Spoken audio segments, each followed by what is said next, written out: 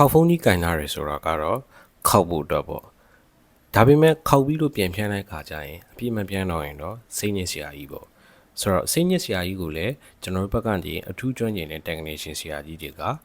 ပြုပြင်ပေးသွားမှာပဲဖြစ်ပါရဲ့ဗျဆိုတော့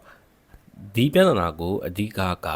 ဘယ်နေရာကပြုပြင်ရလဲဆိုတော့အတွင်းမှာရှိတဲ့ hinge လို့ခေါ်တဲ့ပတ်တာကို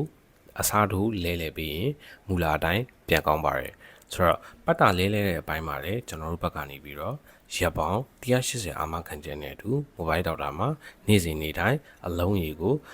10နဲ့ကြည့်ပြီးတော့ကိုပြုပြင်ပေးနေလျက်ရှိပါတယ်ဆိုတော့ hinge လို့ခေါ်တဲ့ပတ်တာကိုလည်းကျွန်တော်တို့ဘက်ကနေပြီးတော့အထူးကောင်းမွန်တဲ့ quality ကိုအသုံးပြုပေးတာဖြစ်တဲ့အတွက်